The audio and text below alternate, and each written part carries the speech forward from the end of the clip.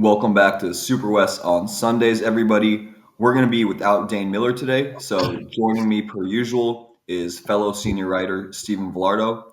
I'm Nick Bartlett, and this week the two of us make up SuperWest on Sundays. And we're just going to get straight into the action. I think there were some surprising results, maybe some expected results, but some really, really pivotal games, particularly in the Mountain West. So with that, Steve, you want to say a quick hello? Yeah, it's good to be back here this morning, and let's get right into it. And I think when we'll talk about UNLV Fresno first, I think that was the big one. Had some championship, or what you would have thought at least coming in, some championship implications for the championship game in the Mountain West Conference. And UNLV obviously took care of business. Huge, not just took care of business, but that was just a beat down of Fresno State, a very good Fresno State team. 59-14 was the final in that one, and UNLV looked legitimately like the real deal, 100%. Sluka's gone. Obviously, there's some things going on. Who knows? It's kind of a he said kind of thing right now. So who knows what the actual details are? I'm sure those will come out in the future. I have a feeling, and I mean, I don't think we really want to get into that issue of it too much, but I kind of am erring on the side of if UNLV failed to do some payment to Sluka. I guess we'll talk about that real quickly. It'd be a lot bigger deal with a lot bigger players, and if that happened, I mean, I could see maybe like they had some donor that had promised something, and then the donor backed out or whatnot. But I don't know. There's got to be a lot more to the story. And then just from Jackson Woodard is really close with Haj Malik Williams. I think last night in the post game press conference, he's talking about how he's one of his best friends off the field. They've connected well since Williams has come in over the summer. Had some tweets that were some quote tweets that were interesting last week. You guys can go look them up. As well, if you follow Jackson Woodard, you can check those out. But from the game standpoint, the replacement for Sluka, Haj Malik Williams, was phenomenal. I think he was 13-16 throwing the ball for 100 plus yards, which is what UNLV needs and wants. And he was accurate, and he involved Ricky White. Ricky White caught 10 balls this week for like 127 or something. I think Williams actually threw for 193, might have been the number. But anyways, it doesn't matter. Getting Ricky White involved is huge because he's arguably the best offensive weapon on that team, and he's been silent for the first 4 games, whatever. It seemed like Williams is maybe more willing to on some of the RPOs, take the options, the throw options rather than tucking it and running it. I don't know. Obviously, I wouldn't pay that close attention, but I mean, it seemed like on some of the RPOs, Sluka tried to make some things happen, and I don't know if maybe he wasn't confident in throwing the ball or just tucked it and ran it. And obviously, he was effective running as well, but so was Williams. I mean, Williams picked up every bit of the slack that I think he had 118 on the ground or something like that. So he picked up the slack running the ball. But the thing about that game, this wasn't, and I don't, not for lack of a better team to pick on New Mexico, or last year's New Mexico team or Nevada, that they just were not good. Both those teams are playing much better this year. But this was Fresno State. I mean, this was a team that went to the Big House in week 1 and played Michigan pretty darn tough. And, Michigan's got a lot of deficiencies this year. It's not the Michigan of last year, but it's still Michigan. It's still 110,000, and it's still the Big Ten power against the Mountain West team. And Fresno State held their own. Fresno State has looked very good this year. They've got tons of offensive weapons to just get shut down like that. They picked up some passing yards, but it kind of got back to what we were saying at the start of the year. This UNLV defense is kind of a bend don't break. They'll give up yards, but they'll also force turnovers, and they had 4 turnovers against Fresno State. So that's that's their MO, and they are very, very good on the defensive side of the ball. And that's kind of the difference in this team from last year's team with UNLV, is just how good they are and how much they've improved defensively. And they're still going to give up yards once in a while, less than what they did last year, but the turnovers are just huge, forcing Mikey Keenan to, I think it was 2 or 3 interceptions by him, and then his 2 backups came in, and I think at least one of them had another interception. Maybe it was 2 for Keen and 1 each for the 2 backups. But then the running game too. I think they gave up 30 yards rushing or something to that effect. And I mean, Fresno State has not been huge on the ground. I think I talked about that one week where they got to get Malik Sherrod going. But yeah, 30 rushing yards is what UNLV allowed, and that's just gigantic. for them. Sherrod in this game only had 9 carries for 5. And on the flip side, UNLV ran the ball for 252 and threw the ball for almost 200. So good balance in their first game with the new quarterback. And UNLV, not only an inside track to the Mountain West title game at this point in time with a big win, but get a win over Boise State. And UNLV could be thinking outside shot at that 12 spot in the 12 seed in the college football playoff too, as the at-large or the automatic bid from the group of 5 if they can keep rolling. Yeah, so that's a better breakdown than I'm going to give you guys. Just got to say, I mean, yeah, I've personally always been super high on Fresno State. Still think they're a very solid program, and for UNLV to do that to them is absolutely insane. Really, I don't think this win may get kind of the respect it deserves nationally, but this is huge. And as Steve just touched on there, now you're looking at a UNLV Boise State showdown, which could have serious title implications. And I guess I think Steve covered most of it. The one thing I want to add is I was super impressed by UNLV's defensive coordinator. They were just mixing up blitzes, and it really had Mikey Keene absolutely rattled to the point where, and this is where we try and be nice to college kids or whatever. They make money now, and like if they can't handle a talking head talking shit about them, for lack of better terms, they probably shouldn't be a starting quarterback. UNLV had Fresno State rattled, or Mikey Keene rattled to the point of where he would like take out of the pocket and just slide, and the game was still intact because he did not want to get hit anymore. The blitz scheme was absolutely phenomenal. Ricky White's always good. Malik Haj Williams, did I say it right? Or did I I get think it that's how it backwards? is. I think that's how we go. All right, you got it backwards. It's Haj Malik. Yeah, But yeah. Haj. Let me get it. Yeah, let me actually look at the stat sheet here. Sorry, man. Haj Malik Williams. Again, you touched on the stats, but just really had control of the game. Absolutely.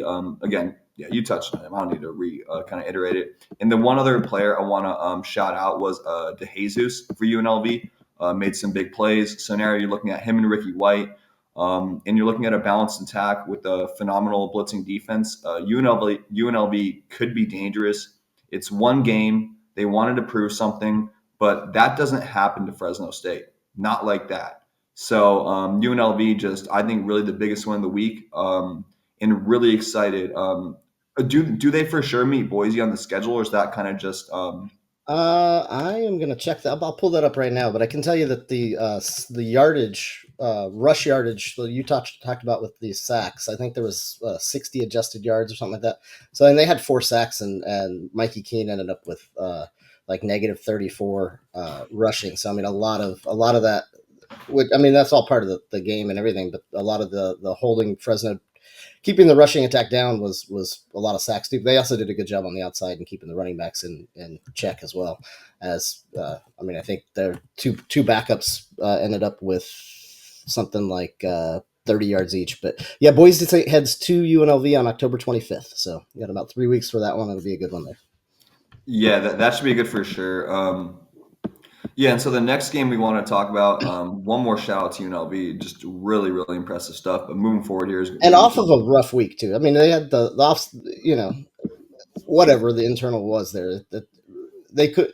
I don't think anybody would have really given UNLV too much grief if they got run out of the building this week after the week they had last week with the changes and such. But yeah, so go right ahead. 100%. I know I was wrong in my pick. That's for sure. Hop into the next game here. We got USC-Wisconsin. Didn't get to see the first half. Did get to see the full second half. From what it sounded like, the Badgers actually controlled the game on the ground, through the air, and really just beat up USC in the first half. But that's why they played 2 halves. No one really cares about the halftime score. I think that was a Bill Walton quote. And in the end, I guess we're always supposed to start with the negatives first. The one thing that was concerning to me about USC, everyone's going to look at the final score in this big comeback. It did take a Wisconsin muff punt to get this whole thing started. In reality, USC was punting the ball away down 10-21, really getting their butt kicked in all levels by Wisconsin. I should say more on their offense was getting the butt kicked. Their defense was slowly starting to figure it out. And a muff punt really kind of spurred this comeback for USC. You would think a team like SC would have a little more talent like that. Maybe just an adjustment to the Big Ten. Their big receivers did kind of come through and make some plays in the end, all kind of pull up some stats here. You're looking at Jacoby Lane was the guy this week, 10 receptions, 105 yards, 2 touchdowns, including a huge kind of toe tapping catch on the sideline. Absolutely it was crazy. It was crazy. I'm not really sure how he did it. I know Deuce Robinson had a nice touchdown catch as well. And so you're just kind of looking at a USC team that, like per usual, just has a bunch of weapons. I mean, Zachariah Branch only had 44 yards this game, so that's nothing crazy. Kyron Hudson, 42 yards. Again, Deuce Robinson, the aforementioned touchdown and 40 yards. And really just so many receivers, and they're able to get it done and win the game. Kudos to Miller Moss again for fueling another comeback. It's not easy to do that against Wisconsin. I know they're a little bit different now with Phil Longo. They're not as much of a run-based system, so maybe a little bit easier to get a comeback against that style of team. But in the end, USC does get it done. But I would like to see better, me personally. Again, it shouldn't take a muff punt to get your team going, particularly at home. So, yeah, bottom line, they won the game. Miller Moss is a legit quarterback. And per usual, USC has a bunch of talent wide receivers. Again, it seems ridiculous at times. But I am interested to see if they can hang with the physicality of the Big Ten and all the extra travel for this whole season. You want to touch on this game? Yeah, so real quick, I mean, the concerning part is this is 2 weeks in a row now that USC has not shown up for the first half. And I mean, you said you missed most of the first half, and I think USC missed most of the first half too. It's just like a couple weeks ago against Michigan or whatever that was. They just completely were terrible for the first half and showed up in the second half. This week, at least, they were able to get the win and get it done. Yeah, Luke Fickell's Wisconsin coach teams are going to be good, and they're going to try to pound the ball, even though they do run the ball more often now with Fickell there and no more the Alvarez and his branch that was there forever. But they did a good job against the run, which they did not do against USC. That is, did not do that against Michigan. I mean, Michigan was able to run the ball all over them, and granted, Michigan's a different beast when it comes to running the ball this year. But that was good to see USC kind of settle down and take care of the run.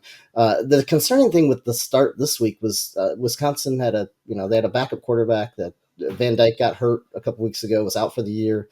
So Braden Locke came in. He played a little bit last year, but I mean, it seems like this would have been a game where USC could have gotten off to a hot start and kind of rattled him quite a bit and kind of run away with it.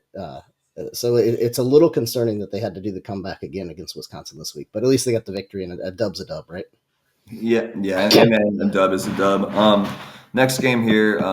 Actually, one little note I want to say. I think Eric Gentry got hurt in that game. USC's really talented linebacker, defensive end, basketball type player. He's just super athletic and long out there. I know it's a neck injury. I haven't heard an update yet. And I think he was pretty emotional on the sideline. I think that'd be a huge loss for a USC defense. And I am glad that Steve brought up the backup quarterback point because, yeah, USC should just do better. But the next game here, we got UW-Rutgers. I know both of us watched this one on Friday night. And I'll say, because I think you'll probably give the more logical breakdown, I'm just going to say it's early. I know people in Montlake, obviously I'm Seattle-based. People in Montlake want to fire Jed Fish. They want to fire everyone. They want to – I mean, and granted, they should have beat Rutgers probably. They should have beat WSU probably. But penalties are part of the game. And Jed Fish simply got basically NFL'd by Greg Schiano. Greg Schiano implemented an NFL-style game plan, ran the ball, took the smart passes and the play action when he needed to. Defense did enough, and it's not his fault UW couldn't get it done in the red zone. The one thing I'm a little I don't know. I'm just confused about is why UW doesn't. And again, it's 5 games. Jed Fish is great in Arizona. I'm not gonna. He deserves more time than this. Ugly start for sure. But I just don't get why he doesn't hand the ball off to Jonah Coleman essentially 75% of the time. He's absolutely huge. Like, not many guys are going to tackle him at the Big Ten level, even unless you're facing like Ohio State or Michigan, or Penn State, obviously. But they just seem to really rely on Will Rogers. And to be quite frank, he's not it. He's not that guy. He's a good quarterback. He can make all the throws. He can keep you in games, but he's not that guy. Jonah Coleman is that guy on that team. So having a little bit of a hard time understanding that. As a Seattle fan, we're used to not running the ball when we should, if you got the NFL reference there. So not quite understanding their game plan. They have a good defense, and they could really – I personally felt they were going to out Rutgers. and they didn't. They got outcoached, obviously, again early for one game. But I'll let you kind of take the more logical take here now, Steve. Okay, yeah. No Marshawn Lynch PTSD for you in the Super Bowl. A little We're bit, getting a in there. little bit. So no, I'm kind of, I've got a little different take than you because I don't think Washington should have beaten Rutgers. I think Rutgers is the better team. I actually think the game got close at the end because Rutgers kind of made some. I mean, they got a little conservative, which they needed to do, but I mean, it was Washington had no business attempting a game time field goal at the end, in my opinion. And I mean, prior to the game, I thought Rutgers was a better team. I picked them to win. I think prior to the season, I think I had this is one of my key Big Ten games to watch because Washington was probably going to go into Rutgers and lose because nobody knows about Rutgers, and Rutgers is actually really, really good this year. I had them in my preseason top 25, and so I don't know. I'm pretty high on Rutgers, but their ground attack is really good with Manon Guy and like you said, I mean Shiano had a good plan and Washington outgained Rutgers by what I mean almost like 2-1 darn near. I mean it was ridiculous the amount of but penalties. Washington's now 122nd in the nation in penalties with 80 yards per game on just over averaging about 8 to 9 penalties per game. That's got to get better. I mean that's there's no excuse. Um, Fish does deserve more time because I mean let's be honest, this is not last year's Washington team either. I mean DeBoer didn't exactly leave it real full when he left. I mean, there was a little rebuild to do there after their season that they had last year, and they're still a good team. They're just they're nowhere near what they were last year. You can't lose that kind of especially offensive firepower, and expect things to be exactly the same. But they do have to get the penalties shored up, and but it was a good fight from them, and I agree. Just get the ball to Jonah Coleman. This week they got Michigan coming to town, which obviously running the ball against them will be hard, and the week after they go to Iowa, I think. So a little back-to-back defensive issues for Washington, perhaps or matchups, I guess you could say. So we'll see. But yeah, they've got to they just got to shore up the penalties and make better. And it's like the key play was the blocked field goal. Washington blocked a field goal at the end of the first half, but a player from Washington ran onto the field to celebrate with the team, and the play was still going on, and they got an illegal substitution call, and it ended up being a Rutgers touchdown. So you had like a 10-point swing basically with taking the 3 off the board and adding 7 on there. And Washington was going to get the ball. So who knows? It's just things like that you can't expect to do against good teams and get a lot of expect to do those things and get wins. It's just when you're playing good teams, it won't happen. And that bit them against Washington State, I think, when they had 16 penalties for 180 some odd yards. Again, you can't do that, and so get the penalties fixed, and I think they'll be fine. But expectations need to be tempered a bit in Montlake as well. So yeah. Definitely. I mean, my alma mater. I might have picked UW. I had mixed feelings on the result. I wanted to get the game right, but mixed feelings, particularly this year in particular, with a certain athletic director making decisions. But in all seriousness, like you said, UW, they're not the team they were last year. I still think they could be really good with Jonah Coleman. I may have had to hate on Will Rogers a little bit before. He can make all the throws on the field, which not all college quarterbacks can do. I just expected more out of Washington. Again, I think Kyle Monangai speaks for himself. NFL caliber running back, just really smart, really sneaky, understands the game, understands the system. But I'm not entirely sold on Ethan Kaliak-Manis. So I just wanted to see, or I felt like I would see UW be able to take advantage of that. But bottom line, Rutgers, good fan base, showed out, found a way to win, and a big, big Big Ten win for them. I did not mean to say that 3 times, but sometimes it happens like that. And I will agree with you too on the quarterback play. I was actually impressed with him against Washington. I mean, I was kind of pleasantly he had a really good game against them. And if not to talk about Rutgers too much, but if they can get that kind of play out of the quarterback this year, they can probably play with just about anybody in the Big Ten, and that would include Oregon and Rutgers, Oregon and Ohio State, because the kind of defense they play, and if they can move the ball on the ground, I think they've got a chance if he plays well. Yeah, no, for sure. And I think also, you're just looking at, and I mean, we can talk about Rutgers a little bit because that's the beauty of the new kind of era. That's true. Yeah. Yeah, they're in a team with a lot of the teams they're in a conference with a lot of the teams we cover. So it's kind of the new era, but pleasantly surprised by Rutgers. The next game, Do you want to? Oh, actually, shoot! I thought we were going to talk about a school that I'm familiar with. You want to touch on Oregon-UCLA? I wasn't able to see this one. Yeah. So real quickly, I mean, it's Oregon. Oregon's starting to look like the Oregon we thought they should be, and I think it's about 3 weeks in a row now. They're playing much better. The offense is kind of shored up. They're able to pretty much do whatever they wanted to against UCLA last night. Dylan Gabriel did have an interception. I think that I don't know if that was his first of the year or he hadn't had many, but talk about UCLA again, and they're just not getting the production they need. I think they're now UCLA had 11 first downs yesterday against Oregon. I mean, so that's a credit to the Ducks defense. I mean, that's Ducks defense balled out, but then also UCLA's got some deficiencies on offense that they've got to get fixed. 133rd in the nation rushing the ball, second to last in the NCAA or in FBS.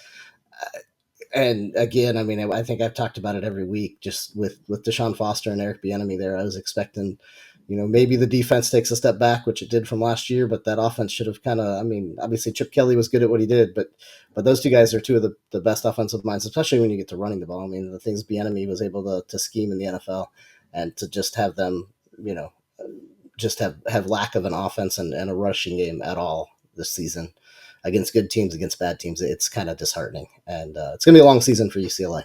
But hopefully they get their players and they'll get back. For if you're a Bruin fan, hopefully they'll build it up the way they can and get the players that can play their system. But yeah, it's UCLA is going to struggle a lot this year, I think so. And they already have. But where was that? It's funny because so many UCLA fans were hating on Chip Kelly, and it's just interesting to see how maybe a year later it wasn't as bad as they thought it could have been. Chip Kelly Grass is, is grass is able. always greener. Exactly. Next game, again, I didn't get to see that one. Kudos to Oregon. I always like when they win. I have a boss at another job who is an Oregon fan, so when they win, my life is a little bit easier. So next game, WSU versus Boise. Obviously, I'm a Cougar alum, but this one is about Boise State. Really, just their defense was absolutely their defense was absolutely decimating, for lack of better terms. John Mateer hadn't been handled like that this year. All the kind of creases in the line were filled. He didn't know where to escape, and it was just a domination by Boise's defense. But that's kind of I'd say the subplot. The real story of this game was Ashton Genty. On the first play of the game, or excuse me, the fourth play of the game, he ran for like a 60-yard touchdown. Sometime during the third or fourth quarter, he ran for like a 60 or 70-yard touchdown. He ran through the Cougars team at least 3 or 4 yards. He had something, I don't have the stats up right now. I think he had like 250 yards and 4 touchdowns. Ashton Genty is that dude. WCU's defense was pretty good entering this matchup. Let me rephrase that. They're good against Washington. They're pretty bad against San Jose State. But still, they've been decent enough where you wouldn't expect one player to literally destroy their souls. So Boise State is looking like a legit Power Five team. A Group of Five, whatever, Power Five, whatever you want to call them, with this new age Pac-12, and they are just for real. Really, really impressed by the defensive game plan. Ahmed Hassanin was absolutely destructive. Bunch of their linebackers played well in tandem with each other, and it was just too much for the Cougs to overcome. And always impressed by the crowd in Boise, the blue turf, the whole atmosphere. And that team, to me, has the looks of a team. They should be in the college football playoff. It'd be hard for me to imagine why they wouldn't. They're also able to knock off WSU without Latrell Caples. And for a guy like Maddox Madsen, who's a decent quarterback, but obviously Genty's the guy and everything. But without Latrell Caples, for them to get this win with a little bit less firepower on the edges when he comes back, you'd expect Boise to be even better. So just kudos to Boise. Got nothing to say about my alma mater Cougs this week. Basically, you lost to the better team, and just tip your hat to Boise. That's where everyone should strive to be out west, and Boise proves that they're still the standard. So, what was your takeaway from this game? Yeah, I think you hit on everything pretty good there. I was gonna say, just Maddox Madsen kind of struggled a little bit this game too. I mean, obviously Genty picked it up, but this was far from his best game, especially at the start. I don't know I think he started off something like 1 out of 5 with a couple interceptions real early, something like that. It was, I might have those off by a little bit, but the first part of the game, at least, he was really struggling, and Boise State still, kind of ran away with it, and he settled down. Obviously, but an off day for him, and and when you got Genty, you can have off days like that too because he's that good. And the thing, even more so than the college playoff. I think you got UNLV or Boise. I think one of those two's got a really good shot. Whoever can kind of win that one out of those two, especially if they can win twice. Whoever wins that game twice in the championship game too. But the real deal is Genty. Has got to get to New York for the Heisman, and he's got to be at least a minimum a Heisman finalist. The things he's doing this year, and that's what the national media really needs to see because Genty's legitimate. Beyond legitimate, man. Like he is. Again, I understood Against good teams too. Yeah. Yeah, exactly. I understood, but I didn't understand. It's like, what's that movie? A White Man Can't Jump. It's like you can hear Jimmy, but you can't hear Jimmy or whatever. Like, you listen to Jimmy, but you can't hear Jimmy. I never fully understood that quote, but that's how it feels like how I felt about Genty. Like, I got it. I'm like, oh, he's like, the NFL caliber running back, going to be a top pick, but I didn't really get it. Again, I'm watching a bunch of good backs this week. You got Kyle Manung guy over there for Rutgers. You got, honestly, in that same game, you got Jonah Coleman for UW. But then when you turn on this guy, I even saw, what's his face, Giddens for Kansas State the week prior. Ashton Genty is such a cut above everyone else because he has it all. He can catch, he can throw. I was going to say throw. He can catch, he can run, he can stiff arm, he can spin, he can stay on his feet. I'm not sure about his blocking at the next level, but he doesn't really need to block in college because you just give him the ball and he runs through everyone. I haven't seen anything like that. Again, obviously, when you're watching your own team, it's a little bit different in the Cougs, but I haven't seen one player wreck a team like WSU since oh boy, this is always fun for me. Since Leatu Latu did it for UCLA last year defensively. That was a one-man wrecking crew. As someone who likes football, it was a pleasure to watch. And it's like you're saying, when that type of excitement, it's like a Ja Morant in the NBA. It's like a Shohei Ohtani in the MLB. When you have a player who can generate that type of excitement, they should be on the Heisman stand. He was so fun to watch. It's a point where you just tip your cat, you respect. I said tip your cat. You can do that if you want. But Genty is so legit. And this is from someone who just watched his team get absolutely destroyed by him. You got to respect who he is as a player, plain and simple. And I guess his stats to kind of finish with some stats here. He did finish 26 carries, 259 yards, 10 yards per touch, and 4 touchdowns. Maddox Madsen was able to, as Steve and I both touched on, slow start, but finished 12 for 21, 184 yards, 2 touchdowns. That's all you need out of a game manager type role. And I think the main thing was, I believe he's the tight end, Matt Lauder, getting him going. 4 catches, 96 yards, 2 touchdowns. And then just for the Broncos defense, you could talk about Ty Benefield. You could talk about, as we touched on earlier, Ahmad Hassanin. You could touch on Alexander Tubner. You could touch on Marco Notarini. They were all there. They were all making plays, and really, again, Boise well coached defensively and a superstar on offense with a game manager type quarterback. And when Caples comes back, them versus UNLV should really be fun to watch. So that's going to be kind of our deep coverage on the games. We're going to hop to quick hitters here. First one, I'm going to throw away for 5-10 seconds. If you want something you want to add, feel free to just do your thing. For BYU-Baylor, a little bit too early for me to see. I picked Baylor. Very impressed by BYU. Keilani Satake looks like they're finding their rhythm offensively, and I'm not even sure if they were still in like their third halfback. So you're looking at BYU as a legit contender here. I was never high on Jake Resloff. But he's 5-0. He's 5-0, so I was wrong up until this point. So you got anything you just want to hop to? I picked that. I picked BYU to win that game. Actually, I was kind of surprised that they kind of let Baylor back in as much as they did, but it was tighter. But kudos to BYU. We haven't talked to them enough. Talked about them enough this year. Probably, they're a really good team. And so, kudos to BYU. Good win there. The game I got wrong out of the Big 12, well, 2 of them really, but Colorado with a huge win over UCF. I kind of thought that would be a little bit lopsided in the other direction. That offense started running the ball a little bit too, and they got some weapons, and maybe they're finding their stride. So kudos to Colorado for a big win there. And Arizona, big win over Utah. That was kind of shocked a lot of people. Arizona's kind of had their issues, but the defense stepped up and played pretty well, kept Utah in, at least held them to 10 points and kept them in check this week, which I know the defense had been a problem. I'm sure Dane would love to talk about the defense and their improvement a little bit. So next week maybe we'll get into that. But those were the two from from the Big 12 that I kind of wanted to touch on, or two from our things. And then that's it was a good week there. And one more kudos to Western Illinois, the Leathernecks, not breaking their 27-game losing streak. Joe Davis getting his first victory as coach over there with a 49-32 win over McKendree. So had been the longest streak in Division I losing streak. So kudos to Western for getting off the schneid.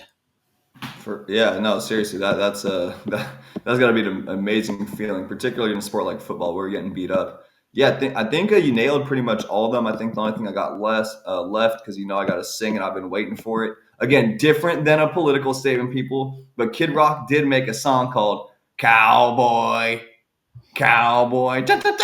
All right, I'm done.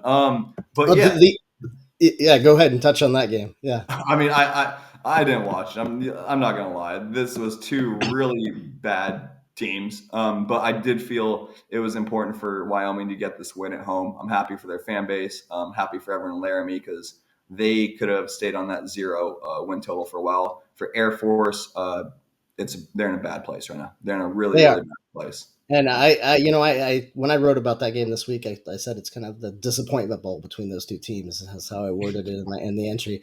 But I thought Air Force would win. I thought Air Force was a better team. But kudos to Wyoming. Kind of the opposite end of that game. Again, not necessarily the best teams, but New Mexico State.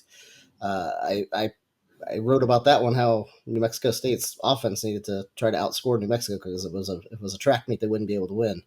And 50-40 was the final. So a little bit of the opposite end of that Air Force Wyoming. And not a lot of defense, but a lot of offense for those two in the battle of what is it, I-25 over there. That's more Dane's territory, to be honest. It is. Yeah. I couldn't tell you the I-25. I can tell you that I-90 runs from Seattle basically to you over Indianapolis. So we ever want to hop on a 10-day trip that way? I'm not sure where I-90 ends, but I know it literally Boston. goes. Yeah, it goes Boston to Seattle, I believe, and it's cuts all the way through northern Indiana. So it's about I'd have to drive about 2.5, 3 hours up there, and then cut over and just stay on that road for a long time. We could hang out for a while. And then you'll be caught in Seattle traffic, which will take longer than the actual trip itself. All right. Enough with our interstate our interstate analysis. The last game. If you already said something about this, my bad. You reeled off a bunch there. But San Diego State, really unfortunate loss to Central Michigan. The Chippewas, baby. I just expect for a Sean Lewis offense. I think they scored like 20 points, and you're playing a team like Central Michigan. I would expect them to get at least 30, even if they lost. So still kind of disappointed in this fast-paced offense. Flash fast, whatever they're calling it, it's not working. No other way to really say it. Just not working at all. So it's not. And the Aztecs, I didn't really expect much out of them. I didn't touch on this one, but like you said, I expected the offense to be really good and them to be a lot of fun to watch, even if they lost games, and it just hasn't quite been there this year. Yeah, for sure. All right, Steve, before we get out of here, is there anything else you want to add? College football landscape, Sluka situation, there's been a lot going on. Other sports, you got any final words of wisdom? I think we're good here. So, I think we're good. Ready for some NFL to start here in a little bit. I usually don't have words of wisdom. My best take at anything was the fact that I-90 apparently does go, or you told me goes all the way to Boston. I just thought it went to the Midwest. So that's probably the best you're going to get out of me today. Again, a lot of good action in all seriousness. Kudos to UNLV, kudos to BYU, and I'll even give USC some love. Kudos for finding a way to get that done, even though it wasn't necessarily pretty, and kudos to Colorado as well. As always, this has been for Steve. I'm Nick. This has been SuperWest on Sundays, and deuces.